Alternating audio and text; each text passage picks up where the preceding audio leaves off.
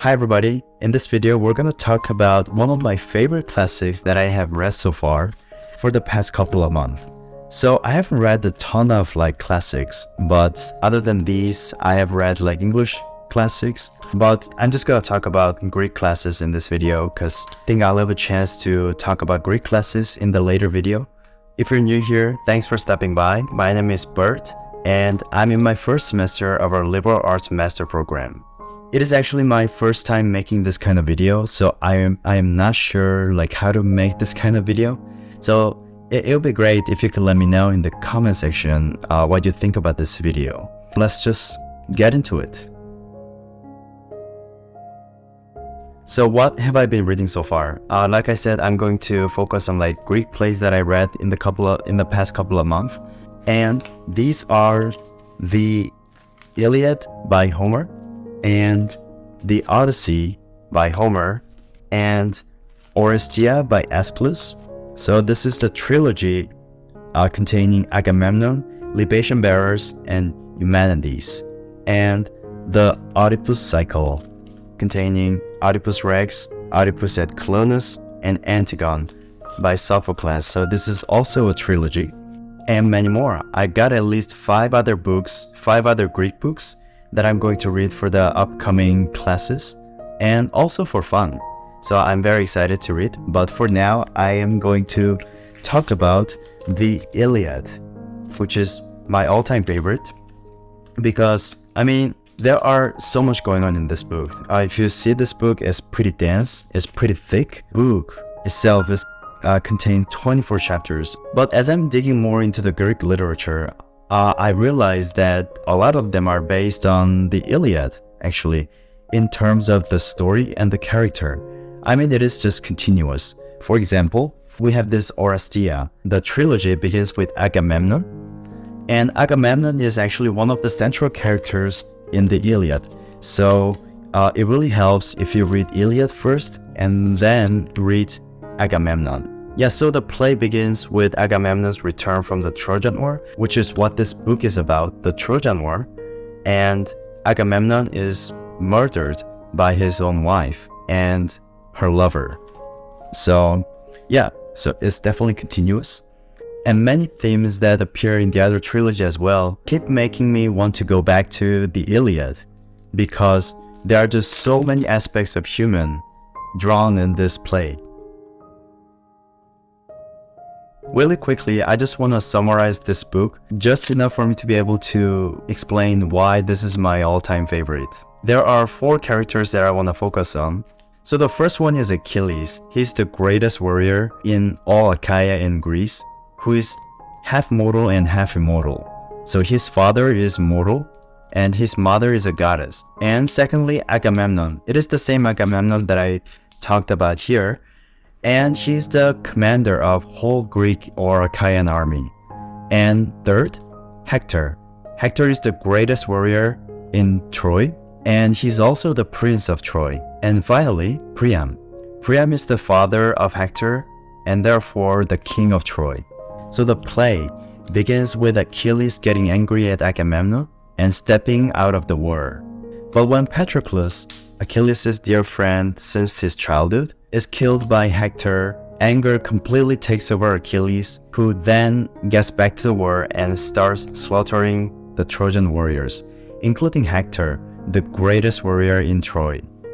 Even after Achilles kills Hector, there is still strong anger lingering in Achilles, which is why Achilles didn't really want to get Hector's body back to Priam or Troy. So Priam, the king of Troy, goes to see Achilles and kisses Achilles' hands. So the hands of the man who killed his sons.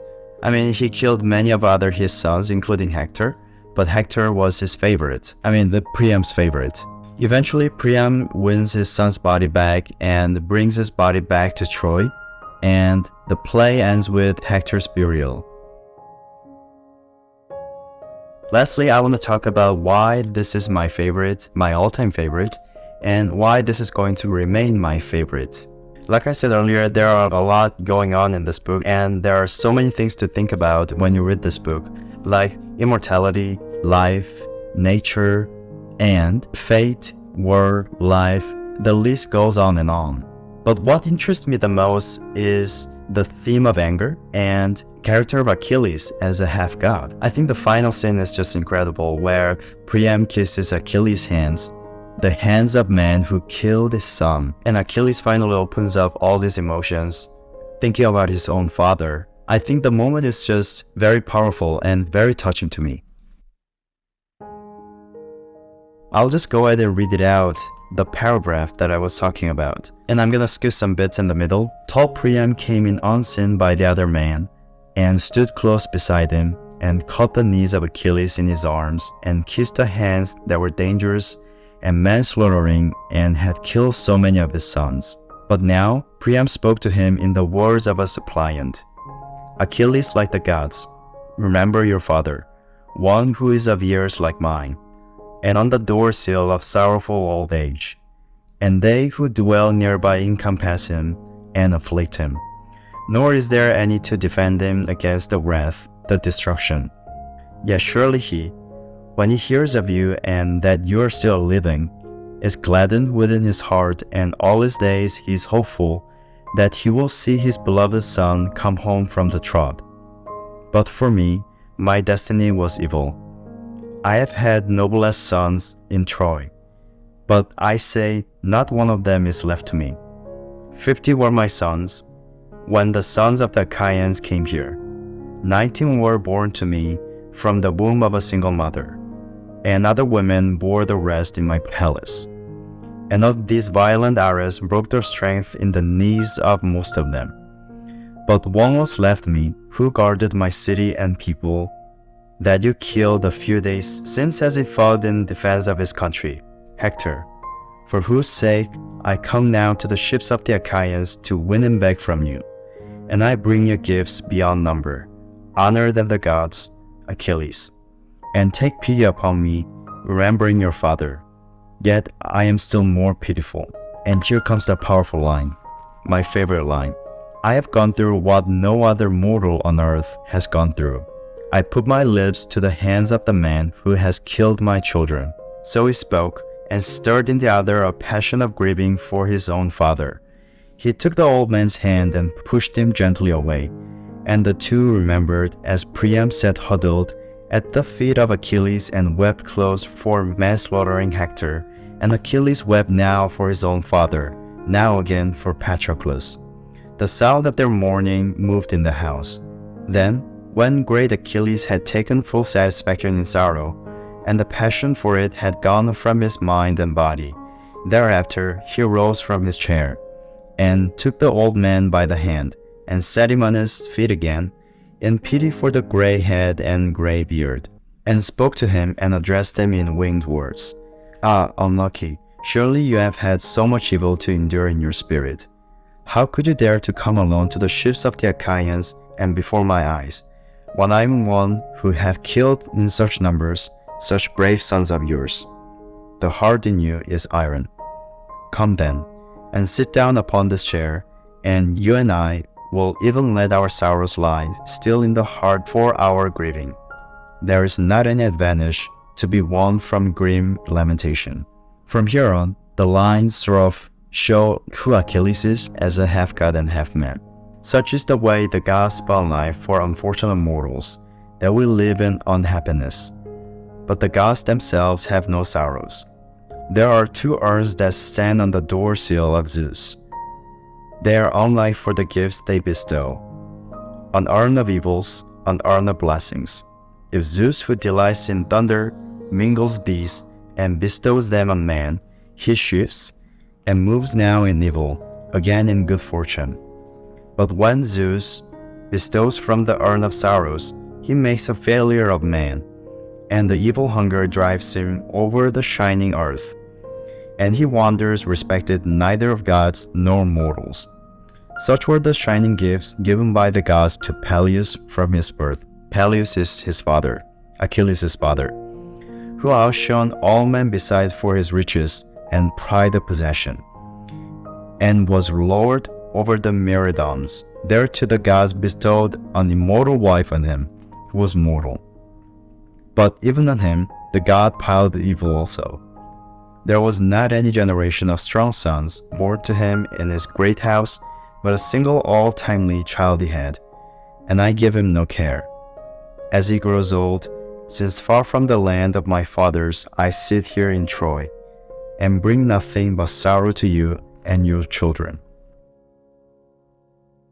So one of the reasons why I think this is a great book is Homer's intuition to look through that anger is deeply rooted in our world. If we think about it in our modern era too, the world is full of anger and violence still, after 2800 years probably. And that's why the moment of defeating Achilles' anger with Priam's humanity or his human nature is particularly touching and powerful to me. And it was also an enlightening moment for Achilles because Priam reminded him that Priam himself is a father that has sons, just like Peleus, Achilles' father. Throughout this book, I think Achilles has a very puzzling character.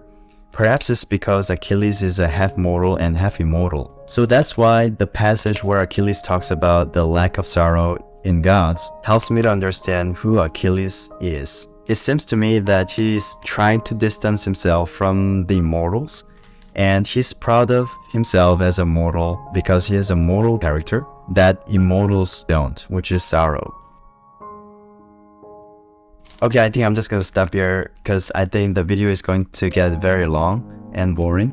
But before I end this video, I just want to go ahead and say that I totally recommend this book, especially if you're trying to get your foot into the world of like Greek classics or like, I know this is quite a dense book and this is very thick and it took me a while to read everything, but this is totally worth it. The Homeric language is absolutely fantastic and fascinating, and it really gives you a clear visual about the world. I mean, so if you're interested in reading this book, the translator is Richmond Lattimore.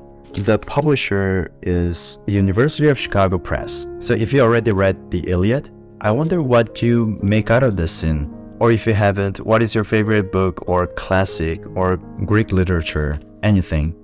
Just let me know down below in the comment section. I'm curious. So that brings us to the end of this video. If you enjoyed this video, please check out this video, which is my latest video that I filmed. Thank you so much for watching. I'll see you in the next video. Bye bye.